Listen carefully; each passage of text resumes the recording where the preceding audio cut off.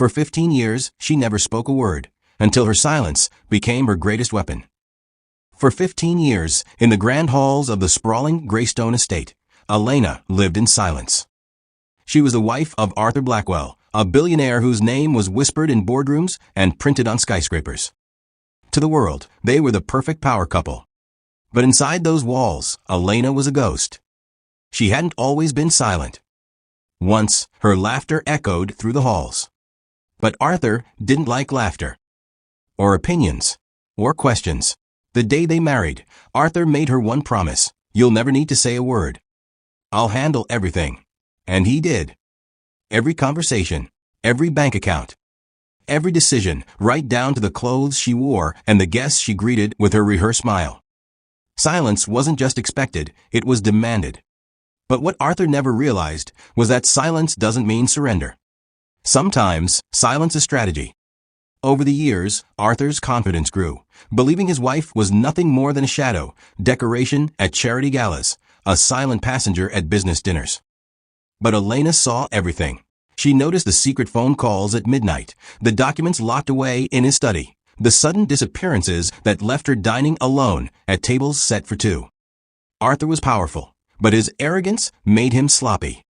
Elena learned how to listen, not just to words, but to patterns, to pauses, to the subtle shifts in Arthur's tone when he lied.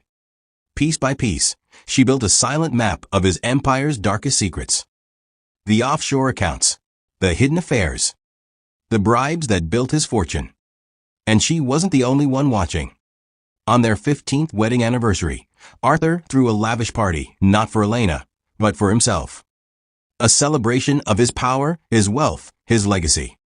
Elena stood at his side, her smile fixed, her silence unbroken. But across the room, she saw someone she hadn't seen in years: Isabel. Isabel was Arthur's former assistant, fired without warning a decade earlier. She was younger then, wide-eyed and eager to impress. But now, her eyes were sharper and filled with something Elena recognized: a hunger for justice. Elena followed Isabel to the garden that night. No words were exchanged, just a small envelope slipped into Elena's hand. Inside were documents, proof that Arthur's fortune wasn't just built on business deals, but on ruined lives. Families bankrupted, competitors blackmailed, and secrets buried under bribes paid to silence whistleblowers. The time for silence was over. The next morning, Arthur woke to an empty bed and a headline that made his blood run cold. Billionaire Arthur Blackwell under federal investigation. Testimony from anonymous witness to expose hidden crimes. But Elena was no longer anonymous. She arrived at the courthouse, the press swarming around her like bees drawn to honey. Cameras flashed, microphones extended, but Elena said nothing. Not yet. Inside, Arthur's legal team lined the courtroom, flanked by his army of advisors. They were ready for a battle of evidence, arguments, denials. What they weren't ready for was Elena standing, walking to the witness stand, and speaking for the first time in 15 years. Her voice was soft, but every word landed like a hammer. She spoke of the years of silence, the documents she found, the confessions whispered to her at night when Arthur believed she was too broken to remember. She detailed every offshore account number, every fake invoice, every threat that kept competitors in fear. Arthur's lawyers objected, demanded proof, and Elena handed over the files Isabel had given her. Files copied directly from Arthur's own locked drawer. The trial lasted weeks, but the verdict came swiftly. Arthur's empire crumbled, not because of corporate rivals or government investigations, but because the woman he silenced for years had been silently collecting his sins like priceless jewels. Elena didn't want revenge. She wanted freedom, freedom to speak, to live, to exist beyond silence.